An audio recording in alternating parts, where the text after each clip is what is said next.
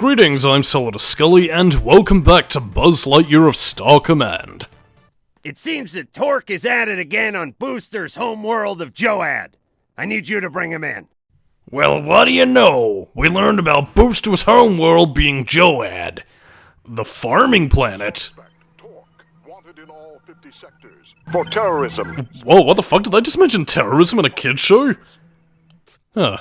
Well, I mean, this was pre-9/11, so oh, man, that's, that kinda took me by surprise. Why don't you just back off and let me do my business here? The only business you'll be a part of is from behind bars, Torque. Yeah, okay, whatever, buzzsaw. Okay, I don't need any more information to tell me that that's Brad Garrett voicing Torque, or, again, I mean, on top of being a voice actor for, you know, shows like Superman the Animated Series with, Lobo and everything, who I'm sure is entirely the reason why they probably got Brad Garrett to voice Torque in this show. But yeah, he's also in, Everybody Loves Raymond as, you know, the brother character. Fuck, I'm forgetting his name, even though I fucking watched the show, well, he's not Raymond, obviously, but I mean, he's, fuck it, it'll come back to me in time. Thank Nomine. Yeah, anyway, to put all this aside, yeah, something I should have mentioned before, but didn't until now, shield power-ups. Taking a bit of a page out of the Sonic series, where some specific shield power-ups actually correspond to some elemental things to help in the flow of battle. Again, you have ice shields, you have water shields, which help you walk on water. So yes, Buzz Lightyear is Jesus, the Buzz Jesus here, of Star Command. I don't know what I'm doing, a French accent. Also, that does lead to a bit of trivia. You see, the Frenchy Merovingian means blood descendant of Christ, which is why in the Matrix, the Merovingian was a pompous prick. And that actually is kind of to do with a bit of mythology, actually. Yeah, the Merovingian means those who are derived from the blood of Christ, so, yeah, direct lineage. You learn stuff here with, Skully commentaries.jpg. I completely forgot what my original tangent was, but, yeah, in terms of the level design for our second visit to Joad, yeah, actually a lot more intricate, a lot more pathways to take, and a lot more interesting things to see that, we will be taking a bit of a gander at by the time we get to our, you know, second run-through of the level, which, again, it does add a bit of replay value to the game in the sense that there's different pathways you can take depending on, you know, either how many galactic credits you have in order to reach those pathways, or, you know, by your own exploratory volition. It's, pretty good that way. And yeah, you might also be noticing that, yeah, Torque and some other enemies in the game also have offensive capabilities even while they're running, so again, if Mars manages to get ahead to them, you know, he'll pretty much try and, you know, he'll try and lob bombs at you, as you can probably see there, or they'll try and shoot at you from the front, so yeah. Watch your back, Ranger! Whee! Hoverbike flying! Well, I mean, it kinda makes sense that it would, because it's a hoverbike, not a thingo-bike, a motorcycle, a mechanical horse, as such fare is found on Earth, in many farming communities who did not know what a motorcycle even was. They call it the robo-horse around there, or so I presume, with me and my city slicker ways. By the way, we actually have a very rare thing happening in this playthrough. I die. Ah! Well, I mean, again, I technically died pretty much because of, well, first of all, because of some of the bullshit I was mentioning beforehand. Again, no lock-on, the fact that you can't really swivel the camera to focus on your enemy. Again, another faux pas if you couldn't afford the lock-on, always have the camera focusing on the boss, so that you know exactly where you're going and where you're going to hit it. And the second reason being is that basically, well, I got a little bit too cocky as a space ranger, but don't you worry, I do get my revenge on Torque. After all, yeah, he pretty much runs into one of his own bombs and suddenly dies. So yeah. Take that, Torque. See, look, I'm just not looking at him, and he would have had to have run into his own bombs, because unless there's like a similar thing going on with Torque than there is with Nosferatu, like, with the whole energy draining thing, I'm pretty sure he ran into one of his own bombs, in which case, that was a bit of an AI flub, but at the same time, though, yeah, Torque is kinda stupid, and he's going to jail for his stupidity. Anyway, goodbye, Brad Garrett. We'll miss you. Until I can figure out what your name was. I know the last name of the show was Barone, but, trying to think about what else it is. Ah, forget it. It'll come back to me in time, or perhaps not. By the way, did they edit some artwork of Buzz holding the memory card, or was that actual official art for the game? I don't know. In fact, hang on a second, I'm pretty sure that's the same stock artwork they have for Buzz's health icon, as you can see up there, which looks fucking bizarre as hell. God, how weird. Anyway, I'm pretty much going to be showing you some of the other pathways that you can take throughout this level that we didn't see in the previous run. And again, as we're pretty much doing our whole get to the end of the level before time runs out sugar me do, yeah, I might as well talk about a bit of trivia, not necessarily for the game, but more so for the show. And yeah, the hoverboard, they get stuck in water. What the fucking sense does any of this make? But anyway, that wasn't what I wanted to bring up. In terms of the show trivia with Buzz Lightyear of Star Command, yeah, in terms of some of the Toy Story spin-offs that they wanted to produce, again, Buzz Lightyear of Star Command obviously came to fruition. But there was actually another one that they wanted to do based on Woody's Roundup that you briefly saw snippets of in Toy Story 2. I mean, mainly as part of the plot where, you know, you had the whole Kelsey Grammer's, what was his name again? Like, Rusty Pete being jealous of Woody's success? Yeah, but again, the point is that they would have had a TV show based on, you know, Woody's Roundup, so I guess they probably wanted like a Wild West themed TV show, but it never ended up materializing, which is quite odd. And again, given what happened to Buzz Lightyear of Star Command, I'm having to wonder if maybe John Lasseter might have also had something to do with this. Like, maybe he hated the proposed concepts for Woody's Roundup and just thought, no, I won't let you sully another Toy Story character, fuck you, and then cancel the show. Dynamic camera!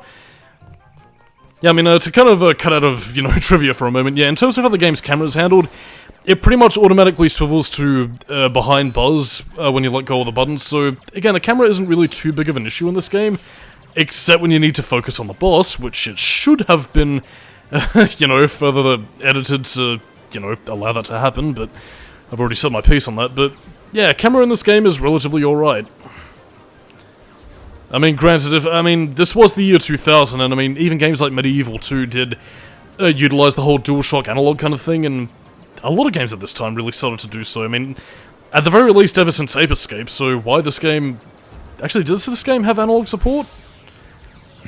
I mean, it might do, because I mean, it does have a turning radius, which I suppose only would have been included if the analog stick was a thing back then, so... Yeah, I'm not really too sure what to think about any of that. But anyway, ew, the metal slipped off like a slimy little worm. Ewies! Alright, Lightyear. We need you to round up a scoundrel named Skreel. Amazing. He doesn't really have anything about him apart from the fact that he's an owl-looking thing? Or like a weird, fleshy shit Motron? And we gotta bring him in. That's about as exciting as it gets, and now we arrive on Khan 2, Revenge of Kirk. Surrender now, Skreel. Never! Buzz Lightyear! And he also seems to share the exact same voice actor as Marl, who we also fought on Khan. I wonder if the idea pickup was running dry when they were designing levels for Khan 2, Episode 3, Scene 4, Act 5 of Henry VIII. Oh well, I mean, to kind of talk about, you know, this level of Khan in particular, yeah, it's pretty much our basic swamp sort of area. The swamp waters slow you down. And, I mean, to give this game credit, it does have a, you know, a physics engine. At least a very basic physics engine in the terms that, again, if terrain slows you down or if you're climbing uphill, you'll climb up slowly.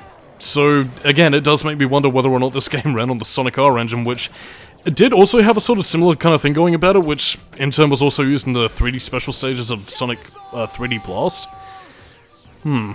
I'm quite curious if a lot of this was just Traveler's Tales doing, which... No, well, to kind of put it out of my mind for the moment, again, in terms of describing the rest of this level, it does test your verticality in terms of, you know, ascending terrain and trying to make sure that you know, get to the higher planes of the Khan before your enemy does, so... Again, there are things working against you, but at the same time, though, it also does like a lot of the... How can I put this, really? It sort of likes like a lot more of the level dynamics that Joad 2 had. There's gotta be a better way of putting it. I'll call it the second act of Joad, for lack of a better phrase.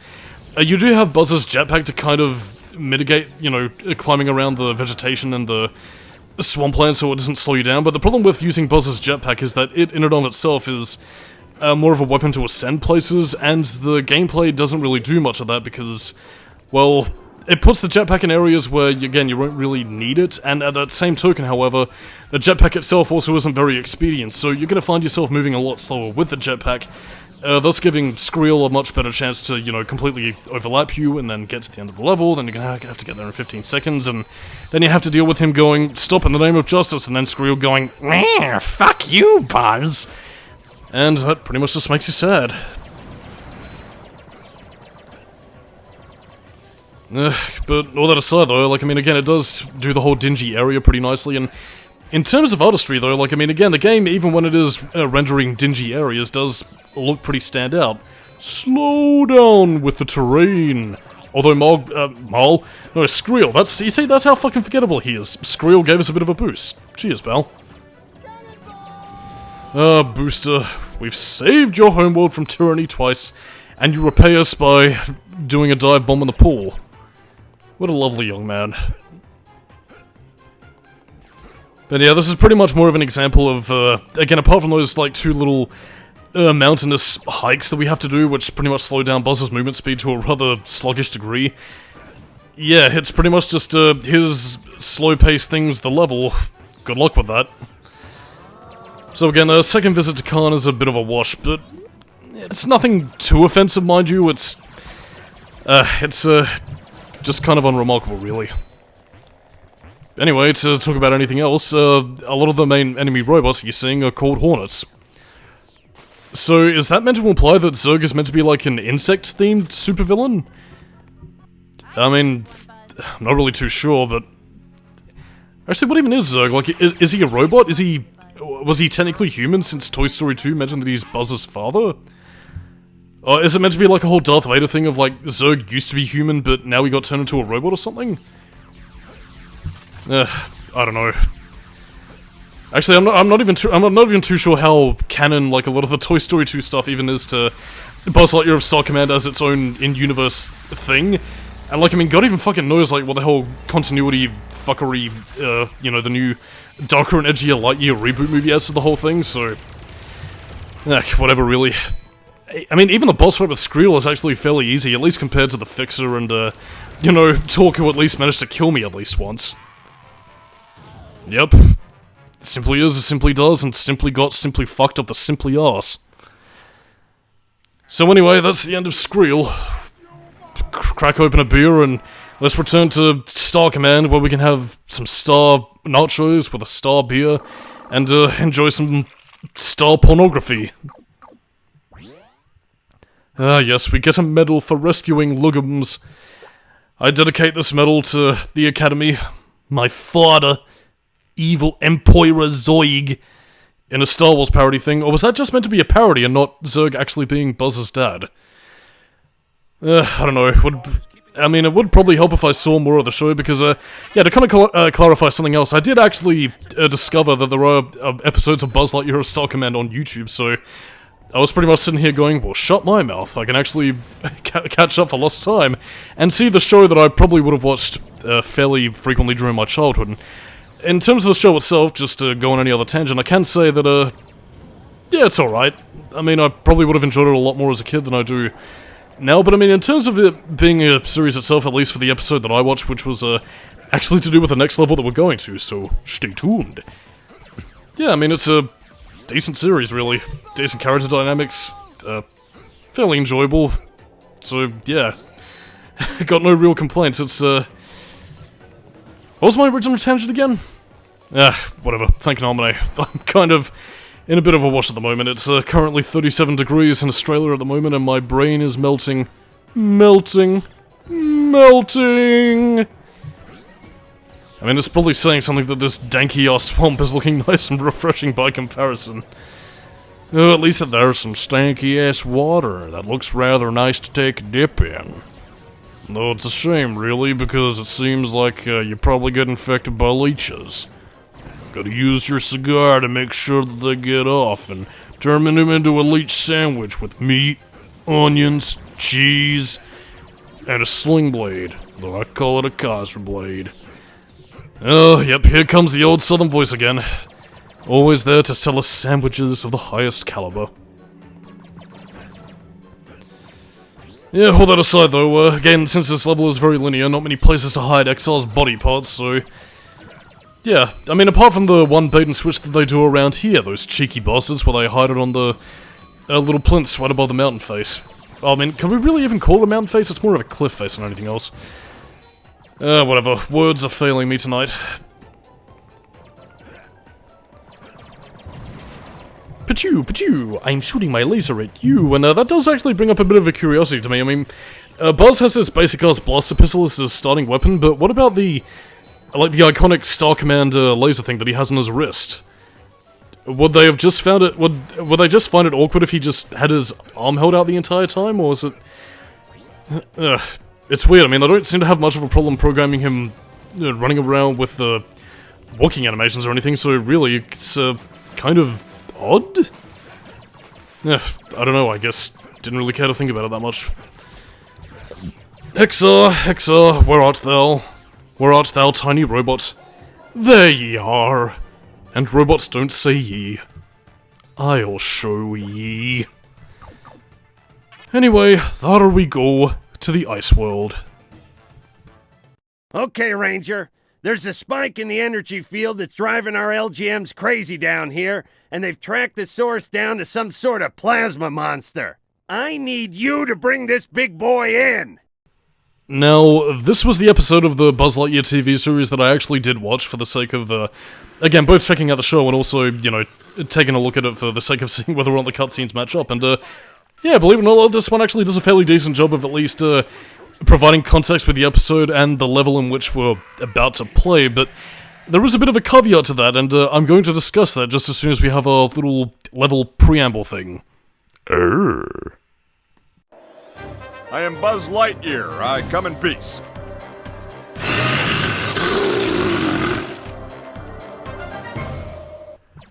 Stock monster roars, but yeah, in terms of the episode itself, again, it does sort of follow the plot again. They do crash land on Ice World, and there is a plasma monster, but the thing that the episode doesn't really tell you, first of all, before I say anything else, ice physics on a fucking hoverboard?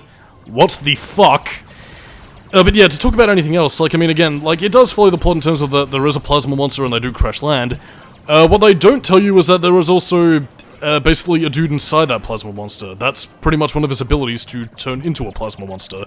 Absorbing energy, all that kind of stuff, and, yeah. You don't really get to see much of that, so it's literally just the plasma monster, the boss, for unknown fucking reasons. It's, queased. Anyway, to kind of talk about one of my biggest problems with Ice World as a level, because I mean, it is a fairly beautiful looking level as far as ice levels go, but yeah, the fact that it's also an ice level also tells you that the clue's in the name. One of the annoying gimmicks is that you're pretty much slipping and sliding all over the place, and pretty much have to force a lot of your playtime, you know, constantly overcorrecting your directions, making sure that you don't slip off the edge, and that also makes grabbing the LGMs on little platforms like this all the more terrifying, because again, you can quite easily slip off and die, and that's really fucking annoying. So, yeah, this level has a tendency to suck, unless of course you grab the ice shield, which, you know, pretty much makes you move at regular movement speed until the fucking plasma cunt escapes the fucking... By the way, go into that little cave over there and you get some weapons. Pretty freaking sweet. But yeah, also, a monster of that guy's mass should not be running that fast. By the way, ledge grab ability. Quite nice. Also, why is he activating bombs? He's not working for Zerg or anything. And even in the episode itself, he wasn't working for Zerg at all. It was kind of a personal dispute. So again, this was pretty much just a level for gameplay's sake, and including all of the elements, really, and... just to kind of talk about anything else, really, it's just, Again, a lot of the ice gimmicks are really going to be the things that sour you the most while playing through this fucking stage, and... yeah, apart from that, just nothing really to say. It's a snow level. Oh yeah, by the way, those little Zerg tank lightning Motron things, yeah, they also have the ability to pip you and auto-track lightning shot you. No fair! I'm supposed to auto-lightning you! Grrr! Angrish of angriness. By the way, there is also a teleporter that you can use in order to pretty much skim your way across a fair bit of the level, so again, if you can find out what that is pretty sweet, but unless of course I show it in the race that you'll be seeing next time, sorry. I'm so sorry. A blue. I got this one, Buzz. Pachoo, pachoo, pachoo! Softening shield gun, activate. Why couldn't we control this? Yeah, anyway, I think they also kind of conflated Plasma Monster with Lava Monster, because one of this guy's main attacks is, again, apart from having a very weak health bar, is that, again, he shoots, ice out of the geysers, so... Yeah, that's just... It's kind of odd, really. I mean, again, he does shoot energy beams at you, so I guess that does sort of inherently pay dividends to his character arc, but... It's kind of weird, and oh my god, he's after me!